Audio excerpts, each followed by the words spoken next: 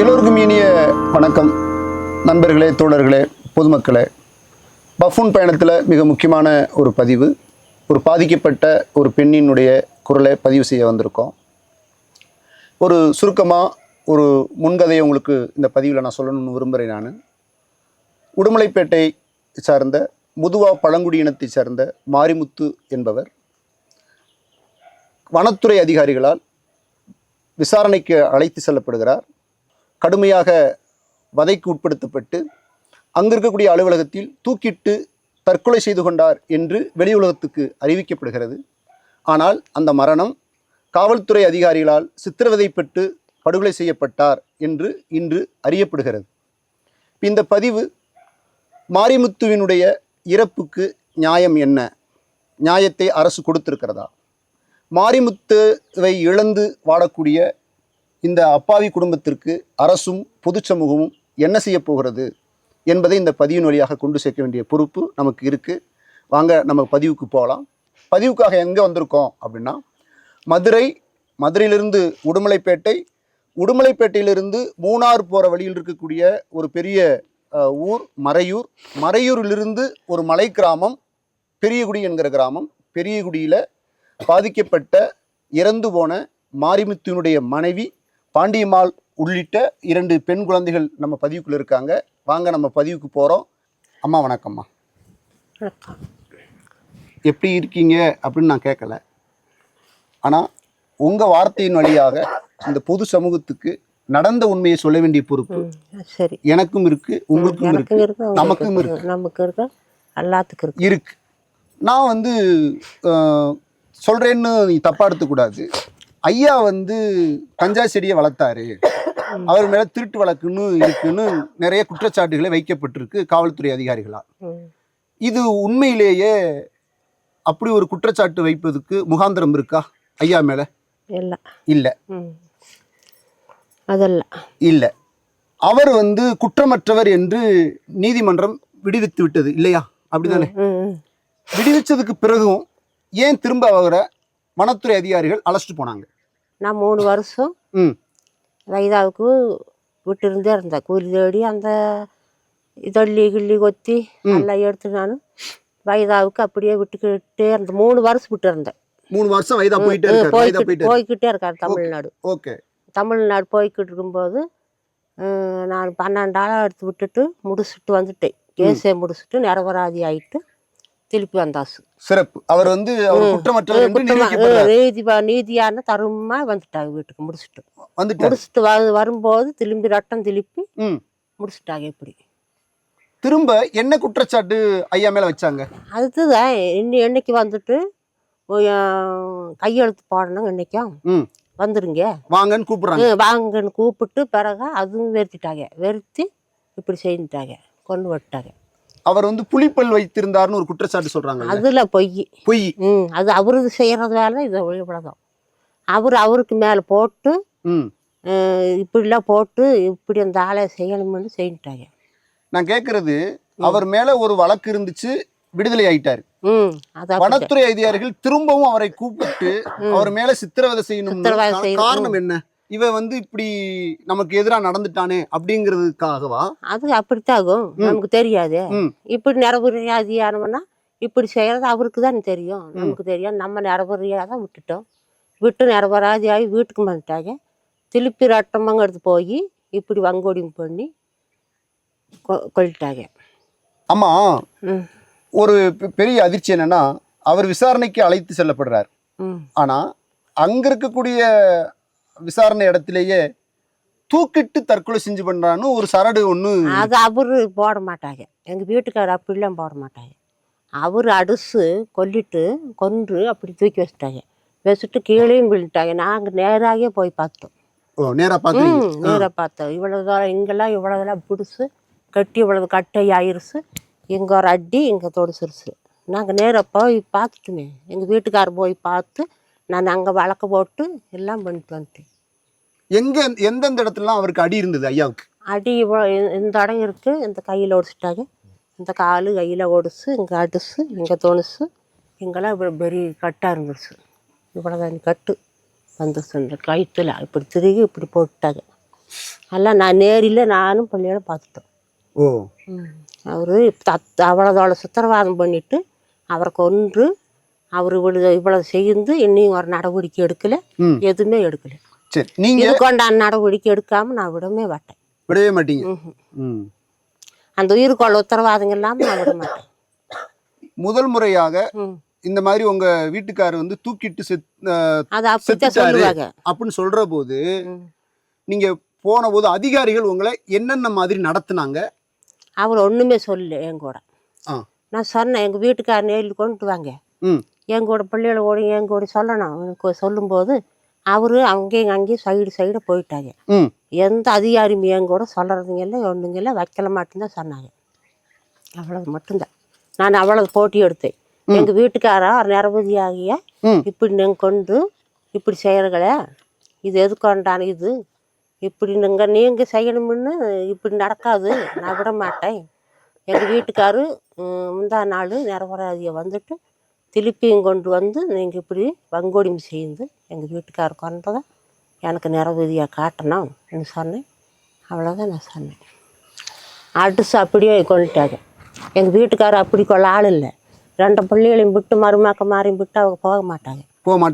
அப்படிலாம் போக மாட்டாங்க. ஐயா இறந்ததுக்கு பிறகு இறப்புக்கு நியாயம் கேட்டு ஒரு பெரிய போராட்டம் நடந்துகிட்டு இருக்கு. சில நம்மளுடைய தோழர்கள் வந்து உதவி பண்ணாங்க, சொந்த பந்தங்கள் வந்து நம்மளோட நின்னாங்க.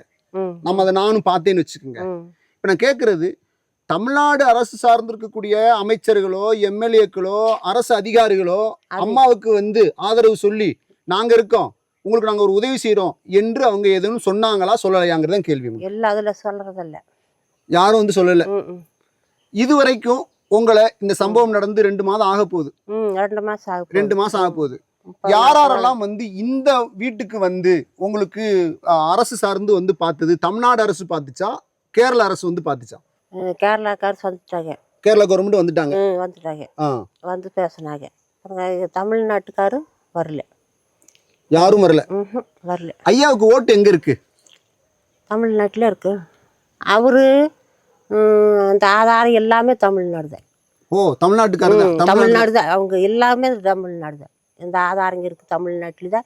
அவங்க அந்த தமிழ்நாட்டு வியாபாரமே தான் அவருக்கு எங்க வீட்டுக்காருக்கு எல்லாமே அங்கதான். அவர் தமிழ்நாட்டுக்காரர் தான். ஆனா தமிழ்நாட்டுல இருந்து எந்த உதவியும் அவருக்கு வந்து சேரல. எதுவுமே வரல. இன்னும் 10-30 நாள் ஆயிடுச்சு, எதுவுமே வரல. இப்ப அந்த அவரு குற்றவாளின்னு சொல்லிட்டு தகவல் அறிக்கை பதிவு பண்ணுவாங்கல்ல, எஃப்ஐஆர் பண்ணுவாங்கல்ல, முதல் தகவல் அறிக்கைன்னு சொல்லுவாங்க, எஃப்ஐஆர் பதிவு பண்ணுவாங்கல்ல, அந்த அறிக்கையில அந்த ரிப்போர்ட்ல என்ன பதிவாயிருக்கு? எதுவுமே அது காமிக்கிறது இல்லை. நீயும் ரிப்போர்ட் எங்க காமிக்கிறது இல்லை. ஓஹோ, கொடுக்கல. நீயும் ஐயாவுடைய உடலை வந்து உங்கள்கிட்ட ஒப்படைக்கிறாங்கல்ல, ஒப்படைக்கிற போது என்ன சொல்லி ஒப்படைச்சாங்க? அது எதுவுமே சொல்றதில்ல. நாங்க என் பிள்ளைகளையும் என்னையும் கொண்டு காமிச்சாங்க, இதை பார்த்துருங்கன்னு. அவர் சொன்னாங்க, நான் பார்த்துட்டு சொன்னேன், இது வங்கொடிமை சேர்ந்து கொண்டுட்டாங்க எங்கள் வீட்டுக்காரன், நான் இது விட மாட்டேன், உண்மையானா நான் இது நடவடிக்கையும் எடுப்பேன், இந்த கேஸும் கொடுத்துருவேன். எங்கள் வீட்டுக்காரு இது சத்தியமாயிட்டு எங்கள் வீட்டுக்காரர் சேர்ந்து வேலை இல்லை. எங்கள் வீட்டுக்காரர் இது யாரோ எவ்வளோ ஆள் கொண்டுட்டாகோ, சர்க்காரு கொண்டுட்டாகோ, குடியாள் கொண்டுட்டா எனக்கு தெரியாது. எங்கள் வீட்டுக்காருக்குள்ள நடவடிக்கை எடுத்து கொடுக்கணும், இந்த உயிருக்கொள்ளா இதான கொடுக்கணும்னு தான் நான் சொன்னேன். ஐயா இறந்துட்டாரு. வருத்தம் எனக்கு இருக்கு, உங்களுக்கு இருக்கு, பாப்பாக்களுக்கு இருக்கு, நமக்கு உதவி செஞ்சுட்டு இருக்கிற தோழர்களுக்கு இருக்கு, அது மாற்று கருத்து இல்லை. ஆனா அதை மீறி நம்மளை பாதுகாக்கிற கவர்மெண்ட்ட சில கோரிக்கைகளை நீங்க வைக்க வேண்டிய இடத்துல இருக்கீங்க. நீங்க இன்னைக்கு பாதிக்கப்பட்ட இடத்துல இருக்கீங்க, நீங்க கேளுங்க, உங்களுக்கு அரசுக்கு என்ன செய்யணுங்கிறது நான் கேட்கிறேன். நான் என்ன வேணும் உங்களுக்குன்னு ஒரு கேள்வி இருக்குல்ல? எனக்கு கேள்வி இருக்கு. சொல்லுங்க, அது என்ன வேணும் உங்களுக்கு? 2 பிள்ளைகள் இருக்கிறாங்க, எங்க புருஷன் எனக்கு ஒண்ணுமே இல்லை. நான் 2-3 மாசம் அப்படியே வீட்டுல தான் இருக்கிறேன். நான் எது வச்சு நான் கஞ்சி ஊத்த கொடுக்கணும், என் பிள்ளைகளுக்கு எது கொடுக்கணும், எனக்கு ஒண்ணுமே இல்லையா. நான் சர்க்காரு, இந்த தமிழ்நாட்டு சர்க்காரு கொண்டு போட்டு இப்படி செய்துட்டாங்க, எனக்கெல்லாம் வேணும். அவரு கொடுக்குறது என் பிள்ளைகளுக்கும் வேணும், எனக்கும் வேணும். இப்படி கொண்டுட்டு எனக்கு ஆகாரங்கள் அன்னைங்கெல்லாம் தண்ணியெல்லாம் நாங்கள் இருக்கிறோம். 2.5 மாதம் ஆக போகுது. நீ 1.5 மாதம் 30-40 நாள் ஆயிடுச்சு. எங்கள் கஞ்சியெல்லாம் தண்ணியெல்லாம் எங்கள் வீட்டுக்காரர் இருக்கும்போது எங்கே பரவாயில்ல, ஏதோ கூலி நாளி எடுத்து எங்கே கொடுத்தாங்க. இப்போ எங்க யார் இருக்கு? யாருமே இல்லை. எங்கள் வீட்டை பார்த்தாலும் எங்க ம் இப்படி ஆயிடுச்சு. நான் என்னதான் பேச பழைக்க முடியும்? அது சரி அது சரி. 2 பிள்ளைகள் இருக்காரு. அவரு அங்கே ஓடி போய் கூலி நாள் எடுத்து வர முடியும். எனக்கு இப்போ முடியுதா? நான் கட்டி 5 ரூபாவில் இப்படி இருக்கிறேன். ம் எனக்கு எதுவுமே இல்லை. நாயமாக ஓடி போகிற தண்ணி மட்டும்தான் எனக்கு இப்போ சொந்தம். அதனால் ஒன்றுமே எனக்கு இல்லை. 2 பொம்பளை பள்ளி வச்சுட்டு நான் அப்படியே உட்காந்து இருக்கிறேன். எனக்கு அப்போ அவ்வளோதான் இன்னைக்கு கதிகே. இந்த தமிழ்நாடு சர்க்காரும் எடுத்து பார்க்குறேன்ல, அங்கே தான் எல்லாமே நடந்துருச்சு. ம் ம் இது எதுக்கு எப்படி எடுத்து பார்க்காம இருக்கிறாங்க? அதை எடுத்தே பார்க்குறதில்ல தமிழ்நாட்டு சர்க்கார். அவங்க தான் கொண்டாங்க தமிழ்நாட்டு சர்க்கார். வீடு இப்படி ஆயிடுச்சு. எனக்கு என்னதான் இருக்குது? ஒன்றும் இல்லை. இப்போ ஒருவேளை உங்களுக்கு ஒரு கேள்வி கேட்கணும்னு நினச்சேன். நான் 2 பாப்பாக்கள் இருக்காங்க. பையன் ஒன்று உங்களுக்கு உண்டா? பையங்க இல்லை. பையன் கிடையாது. பாண்டி மாமாவுக்கு ஒரு விஷயத்தை இந்த இடத்துல சொல்லணும். நீங்கள் வந்து தைரியமாக தமிழ்நாடு அரசை குற்றம் சுமத்துறீங்க, அல்லது இப்படி கூட சொல்லலாம், தமிழ்நாடு அரசை கேட்குறீங்க. நான் வந்து ரொம்ப பெரிய நம்பிக்கையோடு சொல்கிறேன். நான் அம்மாவுக்கு எங்கெங்கே பாதிக்கப்பட்டிருக்காங்களோ அங்கெல்லாம் முதலமைச்சர் கவனத்துக்கு போனவுடனே அவர் ஆறுதல் கூறுறார். உங்கள் பிரச்சனையை எப்படி எடுக்கிறாருங்கிறத இனிமேல் நம்ம பார்க்கலாம். ஒருவேளை அவர் கவனத்துக்கு போயிருக்கோம்.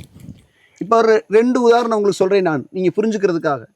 சமீபத்தில் ஐயாவை போல அஜித் குமார் என்கிற ஒரு இளைஞர் இதே மாதிரி காவல்துறை விசாரணைக்கு அழைச்சி செல்லப்பட்டவர் இறந்து போனார். அவருக்கு உரிய நியாயம் தமிழ்நாடு அரசு செஞ்சிட்டாங்க. அதே மாதிரி கவின் என்கிற ஒரு இளைஞர் வந்து சமீபத்தில் படுகொலை செய்யப்பட்டார் ஒருவர். அவருக்கும் தமிழ்நாடு அரசு போதுமான உதவியை செஞ்சிச்சு. குறிப்பாக தமிழ்நாடு முதலமைச்சர் ஃபோன்லேயே பேசுகிறார், ஆறுதல் கூறுறார். அவர்கிட்ட வந்து ஒரு சிறந்த பண்பாக இருக்குது. கண்டிப்பாக பாண்டியம்மா அம்மாவிடமும் தமிழ்நாடு முதலமைச்சர் அவர்கள் உங்கள்கிட்ட பேசுவார், உங்களுக்கு ஒரு ஆறுதல் கூறுவாங்க. உங்களுடைய துக்கத்துக்கு ஒரு நியாயத்தை அவர் செய்வார், அல்லது உங்களுடைய துக்கத்துக்கு அவர் வந்து ஒரு என்னென்ன செய்யணுமோ அதை செய்வார். உங்கள் பாப்பாக்களுக்கு வந்து ஒரு பாதுகாப்பாக இருப்பாருன்னு நம்பிக்கையோடு இருங்க. வணக்கம், என் பேர் ஸ்ரீமுருகன். நான் வந்து வட்டவட பஞ்சாயத்து, கிராம பஞ்சாயத்து, காந்தலூர், மறையூர் பஞ்சாயத்து, இந்த 3 பஞ்சாயத்துக்கு நான் வந்து ஆதிவாசி சேம சமிதி பிரசிடெண்ட்டாக இருக்கேன். நான் காரணம், தமிழ்நாட்டிலே மாரிமுத்து என்பவர் தமிழ்நாட்டில் மரணமடைஞ்சிருக்கார். அவருக்கு வந்து தமிழ்நாட்டில் தான் ஓட்டர் ஐடி எல்லாம் இருக்குது. அவர் அங்கே தான் ஓட்டெல்லாம் செய்கிறாரு. காரணம், இங்கே கேரளத்துக்குள்ளே வந்து இப்போ நம்ம பெரியகுடி பக்கம்தான் அந்த குடும்பம் வந்து இருக்குது. அவருடைய ஒய்ஃப் வந்து நம்ம குடி பக்கம்தான் இருக்காங்க. அவ வந்து எஸ்சி எஸ்டி கமிஷன் வந்து கேரளத்தில் வந்து திருவனந்தபுரத்தில் இருந்து வந்து அவ்வளோ தூரம் யாத்திரை செஞ்சு இங்கே வந்து பார்த்துட்டு போயிருக்காங்க. கேரளா சர்க்கார் என்னென்னவோ செய்து, ஆனால் தமிழ்நாடு சர்க்கார், மதிப்புக்குரிய தமிழ்நாடு சர்க்கார் எங்களை அந்த அஜித் குமார் கொடுத்த ஒரு நீதியை கூடயும் எங்களுக்கு ஒரு காப்பாகவும் கூடயும் இந்த எங்களை இனத்துக்கு கொடுக்கலைங்கிறத வந்து எனக்கு வந்து பயங்கர ஒரு சங்கடமாக இருக்குது, அது துக்கமாக இருக்குது. காரணம், இன்றைக்கி வனவகுப்பு இந்த மாதிரி தமிழ்நாடு ஃபாரஸ்ட் இந்த மாதிரி செய்கிற போது நாளைக்கு நிறையா நடக்கிறதுக்கு சான்ஸ் இருக்குது. இதுக்கு ஒரு வழிகாட்டியாக மாறக்கூடாது தமிழ்நாடு சர்க்கார். அதனால் தமிழ்நாடு சர்க்கார் நான் ஒரு பழங்குடியினர்ங்கிறதுனால, முதுவாக பழங்குடியினர்ங்கிறதுனால நான் வேண்டி கேட்டுக்கொள்கிறேன்.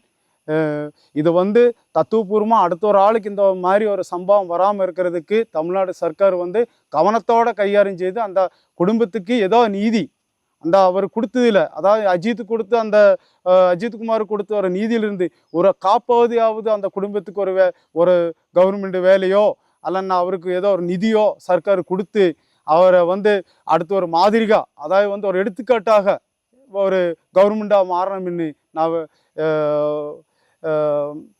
தெரிவித்துக் கொள்கிறேன். அக்கா, உங்கள் பேருக்கா? ராதிகா அக்கா. இப்போது அம்மாவுங்க அப்பா இறப்புலையும் அக்காவுங்களும் அப்பா இறப்பில் சந்தேகம் இருக்குது, படுகொலை செய்யப்பட்டு இறந்துருக்காருன்றது தெரிஞ்சிருச்சு, ஊர் உலகத்துக்கே தெரிஞ்சிருச்சு. இப்போ நான் ராதிகா கிட்ட கேட்குறது, தமிழ்நாடு முதலமைச்சரோ அல்லது தமிழ்நாடு அரசோ உங்களுக்கு என்ன செய்யணும்னு நீங்கள் கோரிக்கை வைப்பீங்க இந்த பதிவின் வழியாக? அம்மா இருக்க, அக்கா இருக்கு, நாங்கள் 3 பேர் பொட்ட பிள்ளைங்க. அப்பா இறந்து நாங்கள் பெரிய சோகத்தில் தான் இருக்கோம். தமிழ்நாட்டு அரசு முதலமைச்சர் எங்களுக்கு ஏதோ சில ஒரு நிதி கொடுங்க.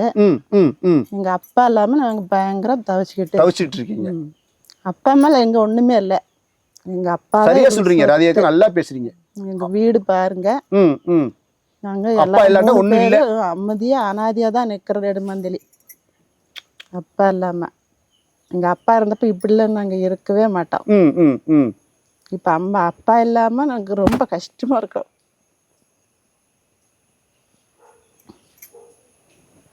எங்க அம்மா அனாதி, நாங்க எல்லாமே அனாதியாத்தான் இருக்கோம். ஆனா யாருமே நாங்க கேஸ் போட்டு இன்னும் எடுத்தே தமிழ்நாட்டு முதலமைச்சர் எடுத்து பார்க்கவே மாட்டேங்கிறாரு. ம் எங்க பயங்கர கஷ்டம். நஷ்டப்பட்டு இருக்கிறோம் நாங்க தானே, அம்மா அக்கா நானு 3 பேரும். என்ன சொல்லவே முடியாது.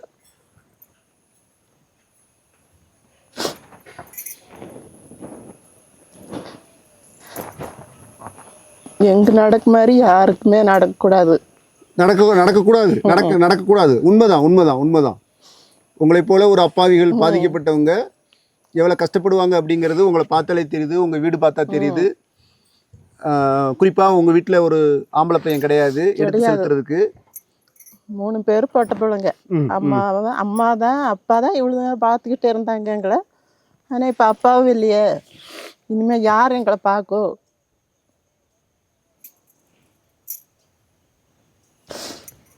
எனக்கு சொல்றதுக்கே ரொம்ப கஷ்டமா இருக்கு.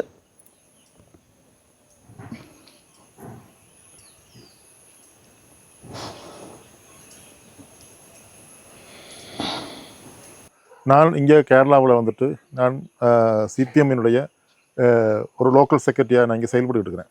நான் என்னுடைய கமிட்டியினுடைய பாகமாக தான் இந்த பெரிய குடி இதெல்லாம் எங்களுடைய கமிட்டியுடைய பாகமாக தான் இருக்கிறாங்க. பார்த்தீங்கன்னு சொன்னால் நம்ம மாரிமுத்து அப்படிங்கிறவர் வந்துட்டு ஒரு கேஸில் தமிழ்நாட்டில் போய் 2 மாதத்துக்கு முன்னாடி அவர் நிரபராதின்னு சொல்லி ஒரு விதி வந்த ஒரு கேஸு. அந்த கேஸுமாயிட்டு சம்மந்தப்பட்டு மீண்டும் அங்கே இருக்கக்கூடிய ஃபாரஸ்ட்காரங்களை அவர் வர சொல்லி அவர் மேலே எந்த தவறும் இல்லை, ஆனால் அவர் மேலே ஏன் இந்த ஃபாரஸ்ட்காரங்களுக்கு இவ்வளோ பெரிய ஒரு வைராக்கியம் தெரியல.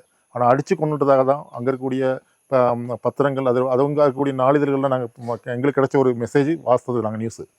ஆனால் இன்றைக்கி அவரால் தான் இந்த குடும்பம் அப்படிங்கிற இந்த குடும்பத்தினுடைய ஒரு உபஜீவன மார்க்கம் அப்படின்னா அவர் தான் இந்த குடும்பத்தினுடைய எல்லா பொறுப்பாக இருந்தவர்.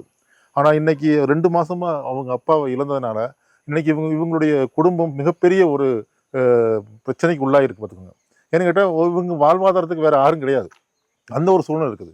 அதனால் எங்களுக்கு தமிழ்நாடு கவர்மெண்ட்டில் ஐயா இவர் நம்ம ஸ்டாலின் அவர் எங்களுக்கு வந்துட்டு எங்களுடைய பினராயி மாதிரி தான் அவரையும் நாங்கள் பார்த்துட்டு இருக்கிறோம். ஏன்னு கேட்டால் சொன்னதை செய்வார்.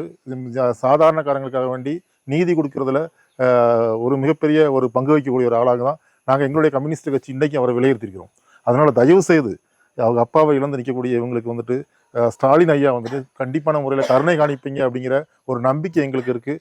அந்த நம்பிக்கையை இன்றைக்கி இந்த சேனல் மூலமாக நாங்கள் தெரிவிக்கிறோம். நம்ம எத்தனையோ பதிவை நம்ம சேனலில் பதிவு பண்ணியிருக்கோம். மரியாதைக்குரிய தமிழ்நாடு அரசினுடைய முதலமைச்சர் மேலான கவனத்துக்கு இந்த பதிவின் வழியாக நான் வைக்கிறேன். இது ஒரு உண்மை பதிவு, அசல் பதிவு. ரத்தம் சதையுமாக பாதிக்கப்பட்ட அம்மாவும் வயதுக்கு வந்த 2 குழந்தைகளும் கண்ணீரும் கம்பளையுமாக நிற்கிறாங்க. தமிழ்நாடு அரசு ஒரு சமூக நீதி பேசக்கூடிய மாநிலம்தான், ஒரு குறையும் நான் சொல்லலை ஆகவே மரியாதைக்குரிய தமிழ்நாட்டு அரசினுடைய முதலமைச்சர் ஐயா அவர்கள் இந்த குடும்பத்தை, பாதிக்கப்பட்டிருக்கக்கூடிய இந்த மக்களுக்கு ஒரு உரிய நிவாரணமும் இவருடைய இறப்பிற்கு ஒரு நியாயமும் செய்ய வேண்டும் என்று இந்த பதிவின் வழியாக வைத்து விடைபெறுகிறேன். சரிங்களாம்மா? உங்களுக்கு ஒத்துழைத்து இந்த பதிவுக்கு சம்மதித்த உங்கள் அனைவருக்கும் நன்றிம்மா. நன்றி.